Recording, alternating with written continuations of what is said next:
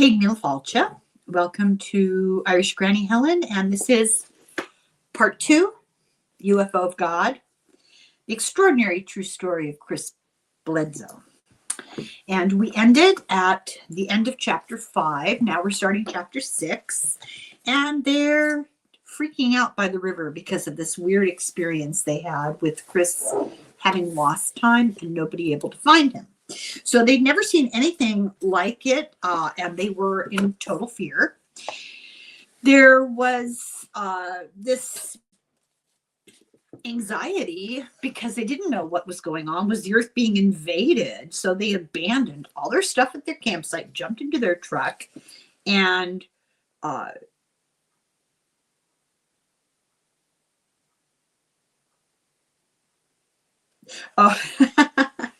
I've forgotten this. As they're driving away, they're thinking, who do we know who are preppers? Who can we go to survive? Because they thought it was an invasion from the sky. And they were followed by an orb. And so they started screaming. At the top of this rise, they saw the 3 orbs with the number 3 in the middle in front of them by the road. And from 45 feet in front, it turned into sort of an egg-shaped array of lights, like crystals and spirals revolving. You might want to go and listen to my UFO story. So they slammed on the brakes, and from 45 feet, they said it almost looked like a tic-tac in the sky. It was 5 feet off the ground. Then it became a brilliant electric white light. So obviously what we have here, it started out as a silver sun, and a few hours later, you're looking at these red orbs, following them, moving around, morphing and changing into tic-tac. Crystals, spirals, and they felt trapped. They turned the truck around. They drove across the field to a close by mobile home that was all lit up. They had the TV on. The door was open. And there was nobody there. The orb was now blocking their exit completely. They felt like quarry. They felt like they'd been herded. They turned the truck to face the orb. Then they heard a gunshot, and then they heard 2 more gunshots. The egg rotated. The orb rotated, and aiming towards them, it drew closer.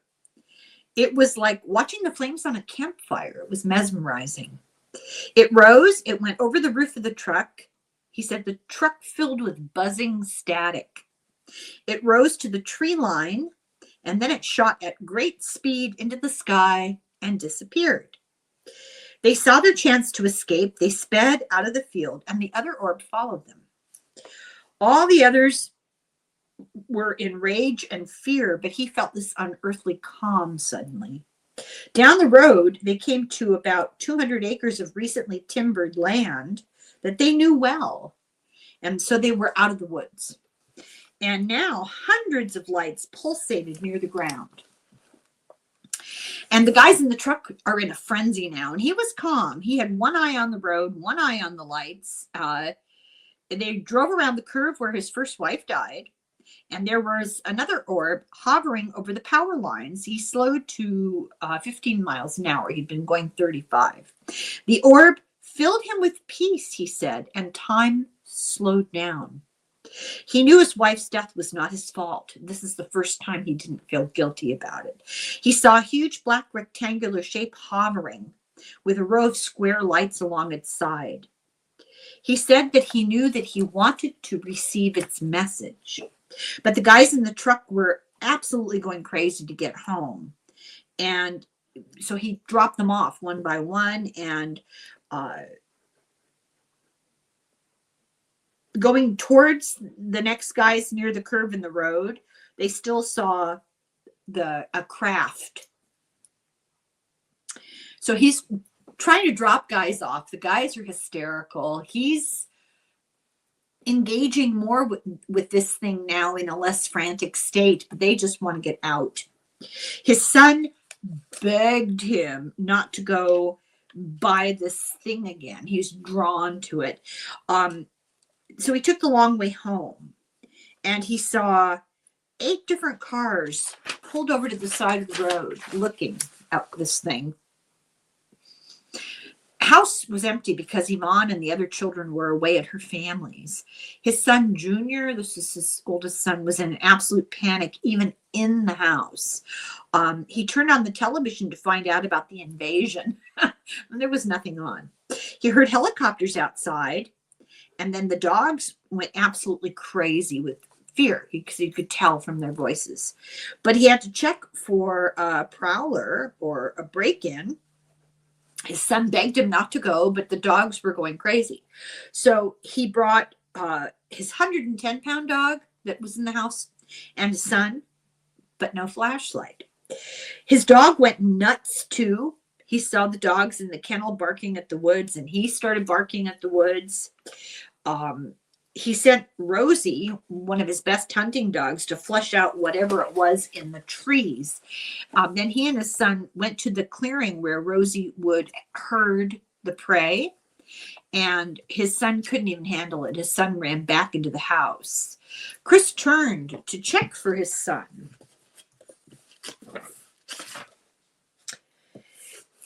He said, "Oh my God." Standing 4 feet in front of him was a 3.5-foot tall being, gently glowing the color of the moon. 2 red eyes. A glassy, translucent triangle was fixed on its chest. Remember that part. Again, I shook with terror. "I'm sorry. You got me. I'm sorry for running. I surrender." As I said this, the being responding up here, "You don't understand. We're not here to hurt you. We're here to help you." A few seconds passed. Still on the being's trail, Rosie came closer, barking through the thicket. She leapt out from the bushes, and in that same instant, the being disappeared. So he was relieved that his son was okay in the house, and all he could do was smoke a cigarette. At the window, he opened the window to let smoke out. He opened the blinds enough to open the window. The backyard floodlights were still on. On the grass 50 feet behind the house was another being. This one much larger and taller than the first. Patiently, deliberately, it walked towards the house. I slammed down the blinds. "Junior, we have to get out of here right now," he said. We ran out the front door to the truck and were able to get away. We drove to a hayfield 5 miles away, parked right in the middle of it. If anything came towards us, it would have to travel a long way over land. We had a panoramic view. The stars were out. The waning gibbous moon cast a blue light over the dry, brittle field. We watched around the truck in every direction until our exhaustion took over and we fell asleep. Chapter 7. In the morning, he said his head and his memory were befuddled. Why were they asleep in the truck? Then he began to remember, and the shock of what had happened. He was terrified by what he remembered and shocked to discover the world hadn't come to an end. It seemed like just an ordinary morning, and that was shocking. They returned home. All was fine. He called the guys who had been together with him and had the experience, and they were going to go back and get their fishing gear.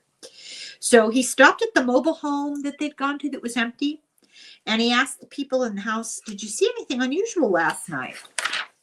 Now remember, they weren't home, but the TV and lights were on. The door was open. They said no, they didn't see anything. They'd been home all night and heard nothing. When told what happened, that the house was lit up and empty, they didn't believe him.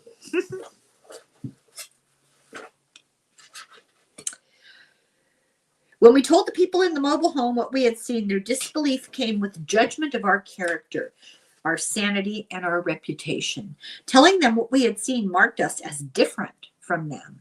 Overnight, we were forced outside the community of what is acceptable to discuss and assert.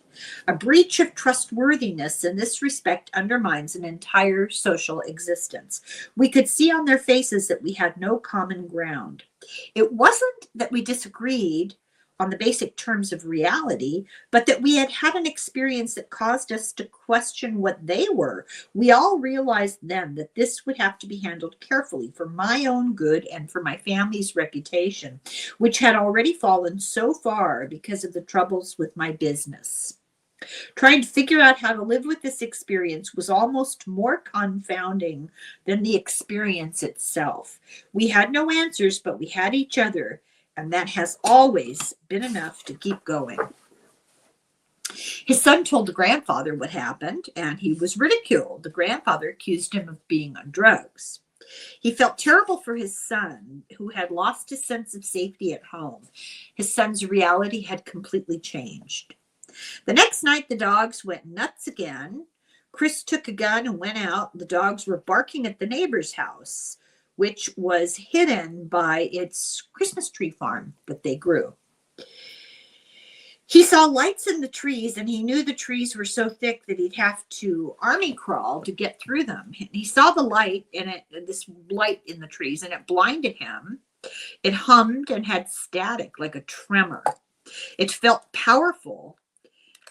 He felt actually a zap run through him. He had to crawl away backwards, emerging at a fence. And when he did, he saw in front of him, flickering from total invisibility into a translucent moonlight glow, stood two of the beings I had seen 2 nights before. They were short with red eyes and the same elongated, upward-pointing triangle on their chests. As we stood there looking at each other, an overpowering emotional understanding crashed over on me. They communicated to me this obliterating epiphany, the singular ultimate importance of all living beings. It was a thought and a philosophy as much as it was a sweeping emotion. All my memories, all my thoughts, all my emotions were changed. My whole worldview reorganized itself around this foundational priority. A scope of meaning, grander and nobler than anything I had ever felt, bloomed around every life form. We living things shared this meaning that summoned in me the utmost care, respect, and above all, love. As this happened, shame and disgust arrived, sickening my heart. What was this murdering tool in my hand? Remember, he grabbed a gun. How could I undo the harm I had done to these innocent creatures my whole life? The beings stared blankly at me as I processed all of that. I sank into a profound state of mourning and regret for having killed. He's referring to having hunted. Sadness became almost a relief. He knew the message that our sickness had to be healed. There was a benevolent end, and this work that he must do was their message. He no longer fished, hunted, or killed bugs anymore. Chapter 8. Everyone saw the change in him and his son. People in the community looked at him with pity and scorn. They thought he had lost his company and now he'd lost his mind, and that he was lost in fantasy. Poor family, all they've been through. The devil is at work in him. When Yvonne had come home, he could not hide the truth from her. She thought it was a relapse from his medications given by the quack doctor earlier. But he knew, and 4 other people had seen it too. They loved each other, he and Yvonne, and they navigated around the event. The kids believed him, and they were excited and curious about what he'd seen. Yvonne would not let anyone talk about it, and she knew that the social cost, she knew what the social cost would be in such a religious community. These Pentecostals believe Halloween is satanic, and if it's not in the Bible, it's Satan. She managed to keep Chris and her son feeling heard and keeping the church people out of it.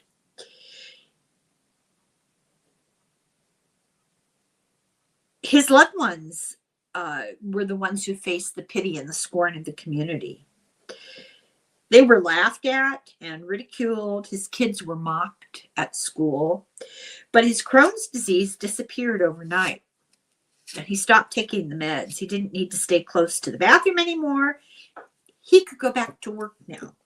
But he was persona non grata with his relatives and former employees. He retreated into himself. The memory of this event haunted him.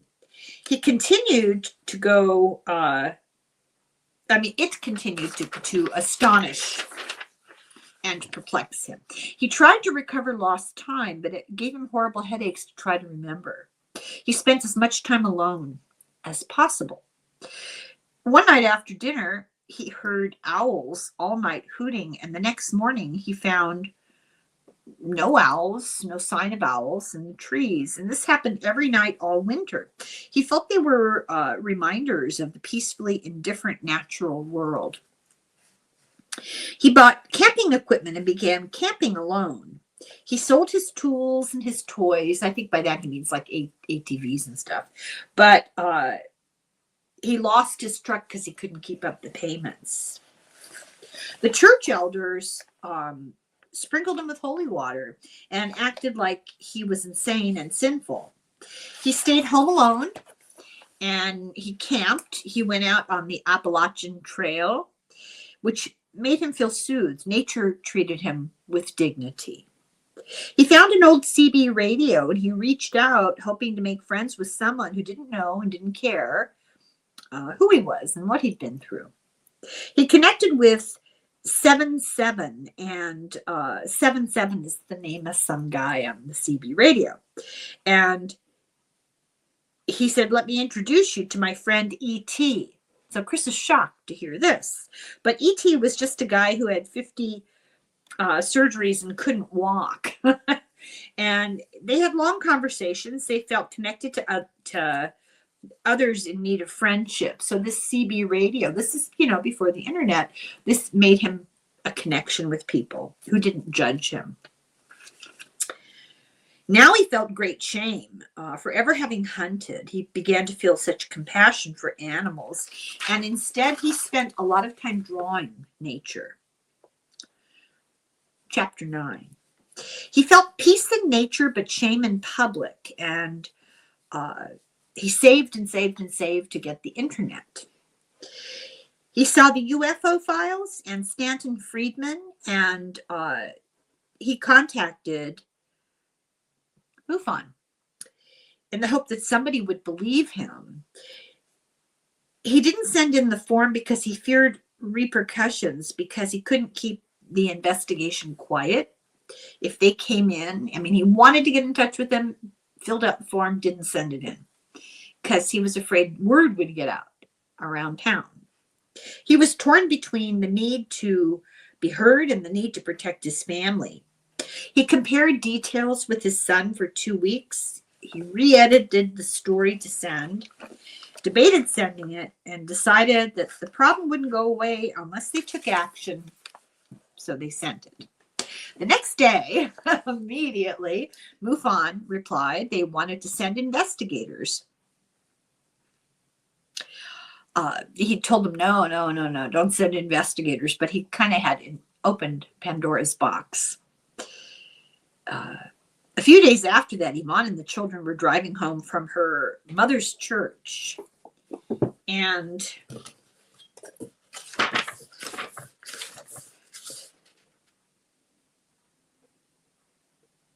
they had eaten dinner at her mother's house and had a 20-minute drive back home. It was getting dark. They had made the drive hundreds of times.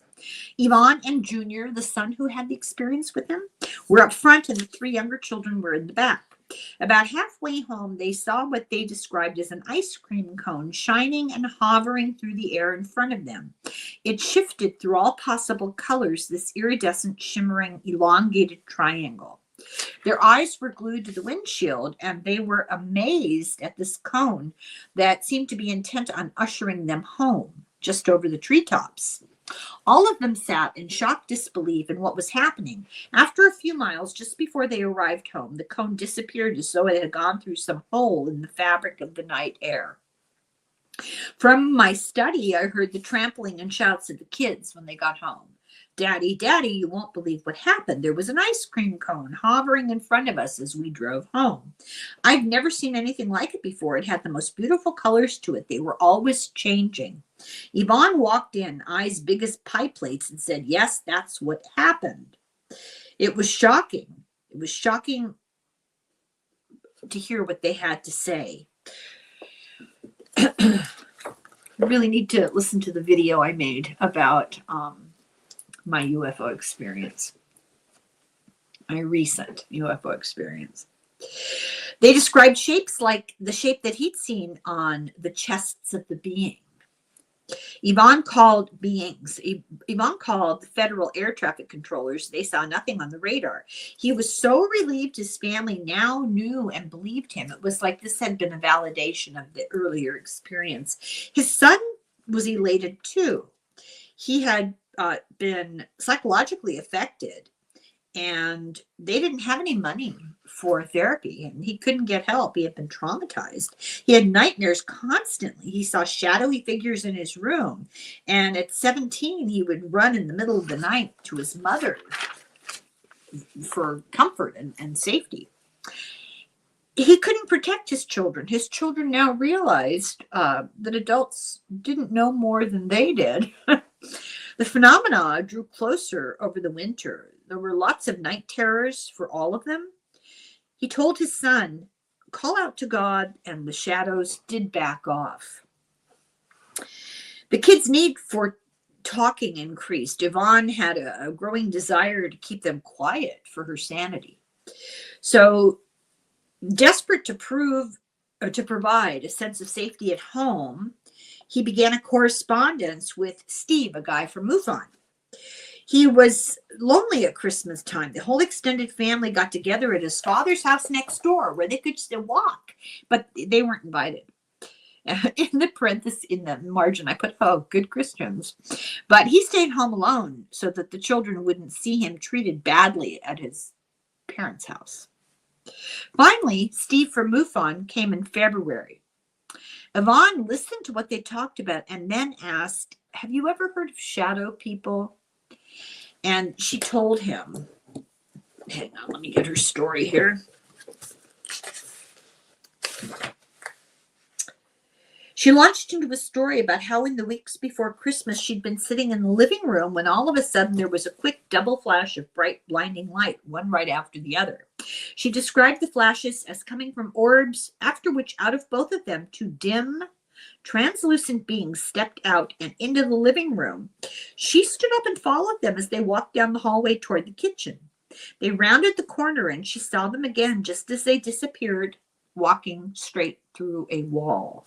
She rushed around to check the bathroom on the other side of the wall, but they were nowhere to be found. Two of the children had been sitting with her and decided to keep it a secret amongst them, lest Junior or I get even more nightmares. Having never heard any of this before, a wave of joy and gratitude crashed over me. This is Chris speaking, because now they had to believe him. And they could work together. He told her that his prayers that he'd been having, that she'd see it too, had been answered. And she said, never pray for such a thing again. But now they could work together. Chapter 10. Obvious that MUFON was very interested in doing a big investigation. Their big brass, like from headquarters, got involved. MUFON had had a new 3-episode series with Discovery on their most interesting pressing cases. And so MUFON now had more money to help Chris to pursue the case and possibly even to put it included in this documentary episode. They really, really pushed Chris and his son, and Yvonne was completely against the idea. She feared how it would destabilize the family.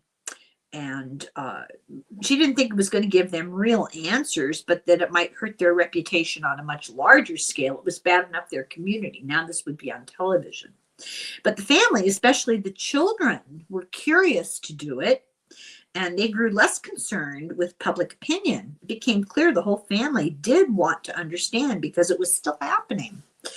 At first, MUFON said, you'd be anonymous, but the kids needed vindication. It seemed like the ridicule couldn't get much worse anyway, so they outvoted Yvonne.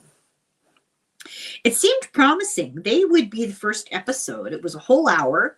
The local MUFON guy, Steve, had been good and honest. They had no reason to think that the MUFON big shots would treat them any differently. The They were reassured that Chris would be portrayed as a respected member of the community. MUFON promised to keep their property as unidentifiable as possible.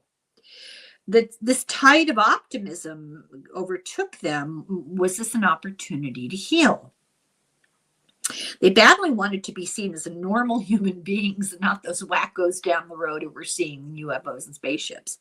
They were very excited. They cleaned their house the night before. The producer called, and the producer asked, "What about a hotel? We're going to come to town. We need a hotel, and we'll meet at your house tomorrow at 8:30 in the morning." 8:30 came and went, no word. Then they got a call. "We need you to come to the hotel and sign some documents." They told that the filming schedule, what it would be, and then lunch, and they left the children at home so they could go sign these papers. They eventually found the producer. They had to hunt, and they were taken into a room at the hotel. And a man came up and said, "You must be Chris. Come with me." And he walked off down a hallway, leaving the van behind. I followed him down the carpet to a pair of double doors. 3 black cameras were rolling. A wall of people behind them standing against a wall watching me. There was total silence in the room. "We're going to have you take a lie detector, Chris. This is Bob Durdak, your polygrapher. He worked with the FBI and is among the best at what he does," one of the voices said. I got very worried. I didn't see Steve. I didn't know who was with MUFON and who was with Discovery. Only a couple of people had been introduced to me apart from the man whose job it was to judge, debatably scientifically, whether or not I could be trusted. It was a total shock to be treated with more mistrust and scrutiny than even my own neighbors had. Anxious thoughts raced through my mind. Was this what this all hinged on? If I mess up, will they just move into another case? How could I tell my kids that even MUFON thought I was crazy? He felt betrayed. He felt ambushed. They were questioning his character and his honesty. He said the MUFON brass were severe and unfriendly, and he wondered, were they just attempting to be objective? Then they spent more than 2 hours with going over the questions on the polygraph 3 times. And he said that trying to tell his story and remember the missing time was giving him a horrible headache. But the show was not about my story. It was about ratings. The intrigue of UFOs was a thin veil for the show's actual focus. Is the seemingly honorable man hiding a dark secret, hoaxing the world for attention, or out of genuine delusion? So it wasn't really about the UFO experience. It was, is he crazy or is he lying? Every bit of drama and cliffhanger was all about, is he a liar? He felt very exploited. He returned home with the crew. They came with him, and they wanted to test him with a psychiatrist. He said she was really nice and told him his results and told him, he didn't have any issues. And when lunch arrived for the crew, they did not get lunch for him and his family.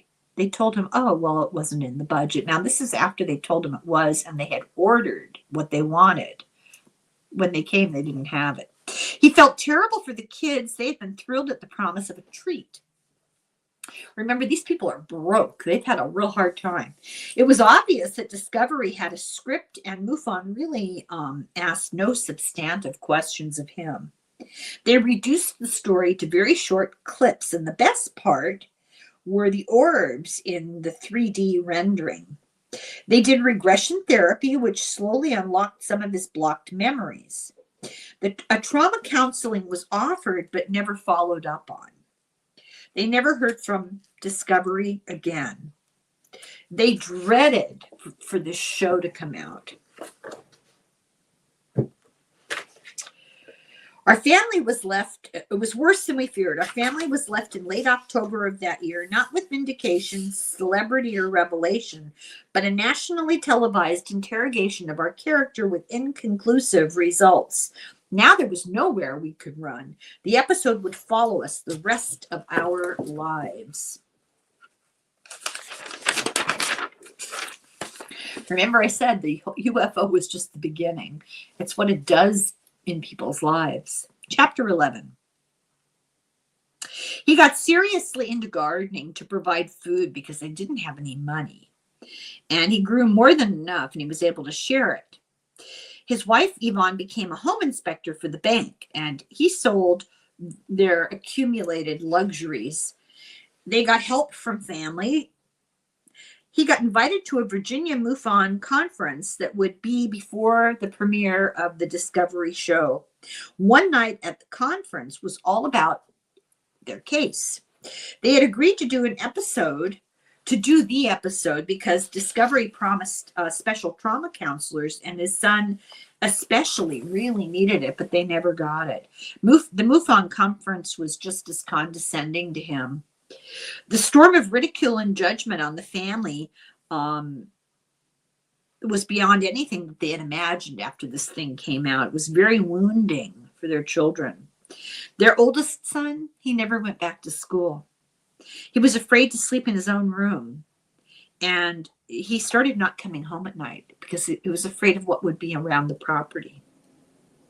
This gossip that was going on in the community was so damaging to the children.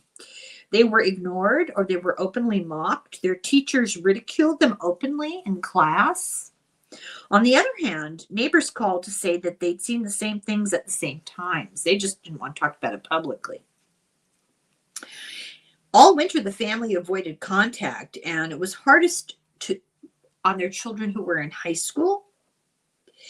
His son, who was 18 at this time, ran away, and they didn't know where he went. 18, is that leaving home or is it running away? But he had problems from this trauma. So yeah, he had continued with nightmares, and he felt judged by the community. And for months, they had no word for him. They didn't know where he was. They were so worried about him. And then rumors were circulating in the community about Chris's sanity. So he started doing more gardening, and they got 40 chickens. He said he stocked up on 100 gallons of lamp oil. He felt like the world was coming to an end, and he had failed as a father. His second son went to college and just cut off ties with the family, not abruptly, but he started avoiding the family. His third son was not as badly affected. He was interested in the ETs, and he was all about the whole thing. He was connected by the internet to a larger world of supportive believers. It made a difference for him. And it gave him validation. He was motivated to learn about UFOs. He got Chris to go to a conference with him, and this whole thing, that going to the conference, being in touch with people, gave him solidarity in hard times.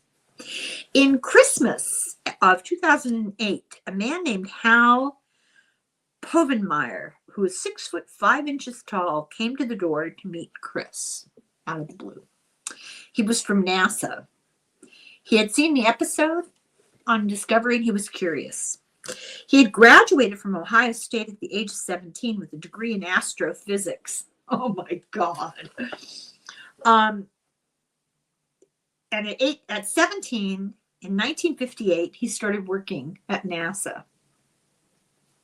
So he visited Chris, and he asked a lot of questions. His son Ryan, Chris's younger son Ryan, loved it, but the rest of the family were really anxious about this whole thing. They actually the parents harbored a fear of being disappeared by men in black. They felt lost and afraid. Chris began to have a lot of pain, and it was persistent, but he suffered through it.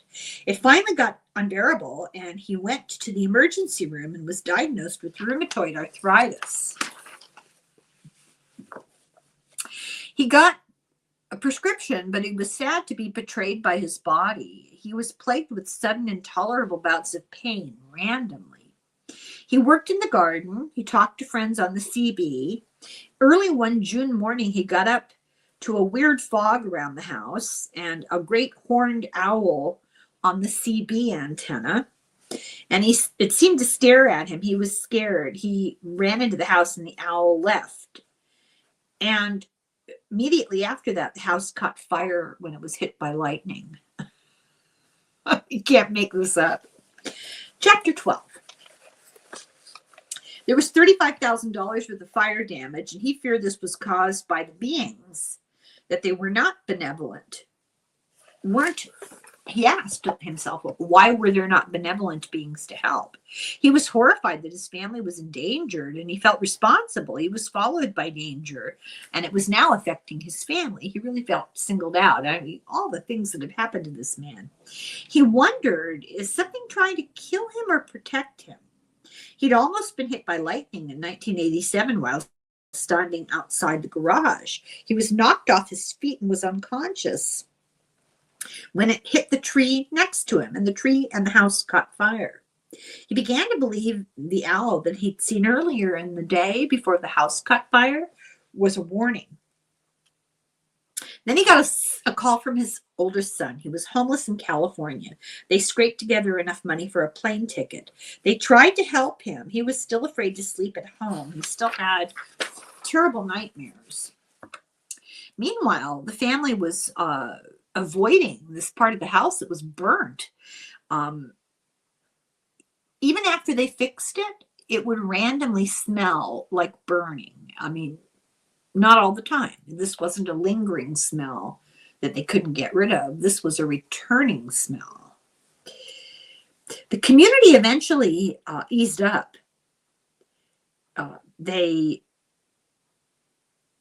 moved on to fresh gossip.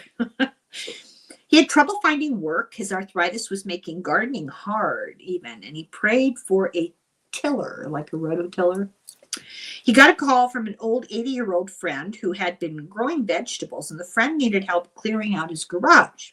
Clearing out the garage, he had a $1,200 tiller that he said he would give to him in exchange for the help. His wife and daughter went, and they locked up their house before they left. On return, they found that his laptop was missing. Yvonne and Emily's were right beside it. They were much nicer than his was, but they were still there. His was singled out. He checked the house. It was still locked. There was no sign of a break-in. This was very scary. This was like a professional job of some sort. He lost all his files, photos, correspondence, details, everything relating to the experiences of the UFOs. It was disconcerting that he could not protect his family. New Year's Eve of 2009, Yvonne was driving their son home from outpatient surgery. The procedure had gone smoothly. They got stuck behind a truck in traffic with a small circular red taillight, and the son freaked out.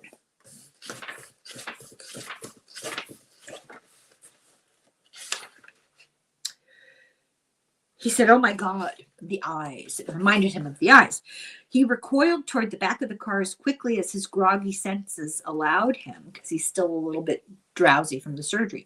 Yvonne tried to console him as he shook in terror, wincing at the red circles blaring into the car. She waved her hands over his eyes to try to snap him out of it, but he was still drugged, confused, unsure of where he was and what was happening. For all he knew, he was back hiding in the bushes along the Cape Fear River, paralyzed as the eyes approached him. It was another nightmare he couldn't awaken from. Yvonne, full of guilt that she couldn't help, and she realized why he'd run away. And she realized finally, I wrote, it took this long for them to realize why he'd run away. They realized how real and deep his fear of being at home really was, and why it was so deep. MUFON North Carolina began asking him to speak at a meeting. He got a letter. I think this is Chris we're talking about now. he got a letter from Dr. Michael O'Connell, who had been one trustworthy person associated with the Discovery Show. He did the regressive hypnosis. He had been lots of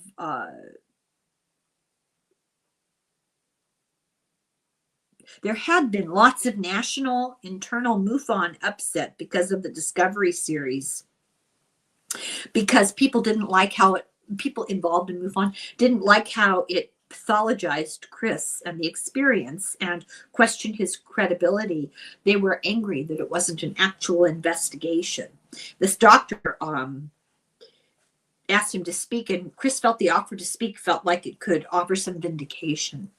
The meeting was almost 2 years to the day since the encounter that they'd had by the river. He was relieved that the local chapter wanted to undo the damage of the National MUFON Discovery Show. The first time this was that he was able to tell the whole story publicly to a receptive audience. Dr. O'Connell pointed out the hypocrisies and deceptions of Discovery to the conference.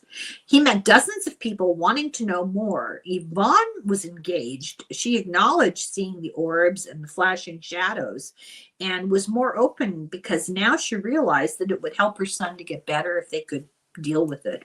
The silence had contributed to his dis-ease.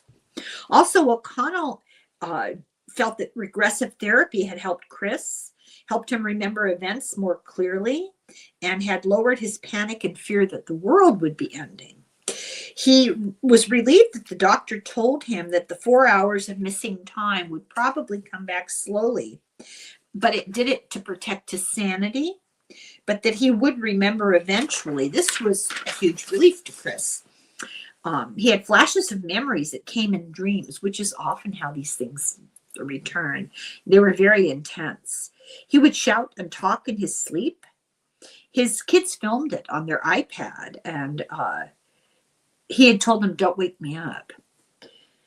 So he had two kinds of dreams. These are interesting. He had apocalyptic visions of famine, plague, suffering, destruction. He saw pyramids in this kind of dream. Then he had dreams that happened less often that were actual memories of physical circumstances during the missing time.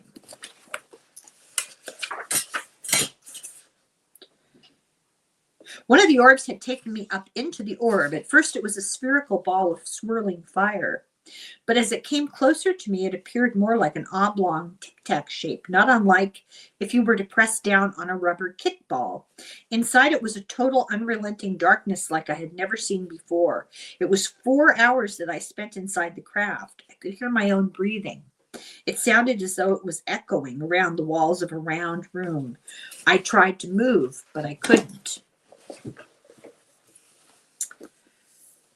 He dreamed of flying up through the rafters and flying around the property. And he wondered in this dream, was this the perspective while he was inside the orb?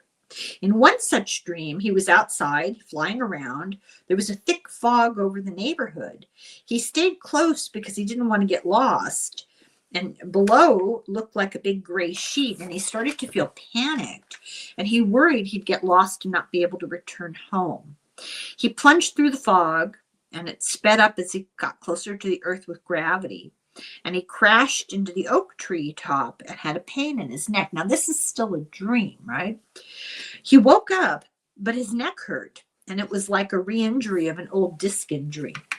In the morning, his son's friend came to drive his son to school, and he complained about the thick fog outside. He dreamt about the thick fog. The North Carolina MUFON members begged to visit the property. They wanted to check the details, and they hoped to experience the phenomenon. He couldn't say no. The first time, 20 of them came. He said they were older and kind. They brought food, they cleaned up after themselves, and they talked for a long time to the children. Yvonne didn't like the chaos. They had a very small house, and she just didn't like this chaos. He began sneaking individuals onto the land without her knowing. She made a trip to the beach with her mother, and Chris invited MUFON to come stay over in the yard at night to camp out. More than 15 cars of people came. Some drove. 350 miles to get there. 20 people were on their backs in the yard all night. The orbs came, and he wondered, was this because of a collective goodwill? But they were never able to get it to cooperate for a photo. They couldn't take photos. This happens often with UFOs. They just don't get photographed. Yvonne came home early, unexpectedly. It was very angry. 20 people lying around in the yard. He never did that again. Chapter 13. His son ran away again. He knew that he'd earned a little money while he was home, so he would probably be okay for a while. Chris was crushed that his son had left with no explanation, and he felt bad that they couldn't make him feel safe. The phenomenon continued. He wanted to document it, and his son Ryan, the younger son, was all about it. He wanted to help. The orbs refused to be filmed.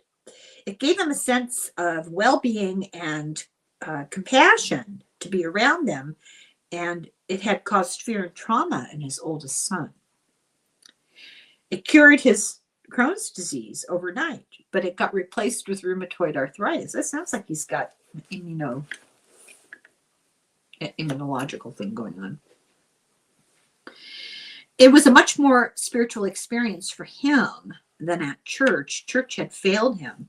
When he most needed the support, they treated him like a pariah. He got some comfort looking at the night sky. The orbs appeared when he prayed, when he was looking at the sky, and he thought of those he loved, or he thought of those in need. He couldn't rectify the spiritual nature of the orbs with the fact that their eyes seemed mechanical. He wanted to get photos for proof and to share. He felt, was he in some sort of interdimensional joke or prank? The orbs seemed to respond to feelings, especially with despair. They would respond. They revealed themselves to those in the worst emotional condition. He felt this contradiction of hope and despair. It took 2 days on a riding mower to keep 5 acres of grass trim, and Yvonne liked doing it, and especially she liked doing it at night in the dusk. One night she was doing it at 9:30, and he noticed the mower wasn't moving, and he saw Yvonne was not on it. And he heard a crash at the back porch and saw Yvonne on the ground, her legs bleeding and gasping, and she told him she had this eerie feeling out by the dog kennel, and she couldn't look, and she just felt something there. The mower got stuck on a grapevine, and she gave into the feeling and looked over, and she saw 2 red eyes staring at her 3 feet off the ground. She jumped off the mower, ran to the house, fell over the wrought iron furniture outside. The beings were appearing more often and were more sensitive to the family's behavior. He went out to turn off the mower, and there was nothing there. It was just the mower. Discovery kept playing the episode as a rerun, and the kids kept getting re-harassed at school. The last Saturday before school, August of 2009, they decided to go kneeboarding, some kind of surfboarding thing, I think. He had a small aluminum boat. They were sitting as a group around the living room planning the day when suddenly Yvonne jumped up, terrified. And Jeremy, the other son, saw it too. There was a large man in the window behind Chris. He couldn't see it. Emily and Ryan were also sitting with him. They didn't see it, but Jeremy and Yvonne did. He was 8 feet tall. He was very dark. He had no distinguishable features, just this dark figure. But 2 eyes drifted up above Chris's head and looked at Yvonne, who was frozen, and then glided away. He was solid, and it was terrifying. They'd never seen the beings in the daytime before, and they'd never seen them so solid. It was a very weird event. He fixed his friend's lawnmower, and his friend offered to drive over, pick it up, and visit Chris. Yvonne's car was in the shop, so only Chris's truck was there. Yvonne was at home on the phone, and then she told him, your friend's here. He went around the back. So he went around the back, but there was no friend, and there was no vehicle back there. Yvonne said it was weird. He was in a very old and polished, shiny blue truck when he drove up. And it looked like it had been restored. And I didn't know that he had that kind of car, she said. But there was no sign of anyone walking on the wet grass, and they never heard gravel of a truck pulling up in the driveway. It was weird because his friend did drive an old, beat-up, dirty old blue truck. And Yvonne realized, wait, that truck, when it showed up, it never made any sound. The family was all okay, and they had to chalk it up to another weird phenomenon. And I wrote in the margin, what did the friends say about it later? It's very weird. Okay, I'm going to end here. We're at the end of that chapter, and it's always better to end at the end of the chapter. So this is the end of video number 2, and then we'll begin video number 3 next time. Weird happenings in North Carolina. Thank you very much for watching, and keep your eye open. I'm not exactly sure when I will upload my little video about my UFO experience, but it's interesting. So thank you very much, and I'll be back. Slongafoil. Sláinte.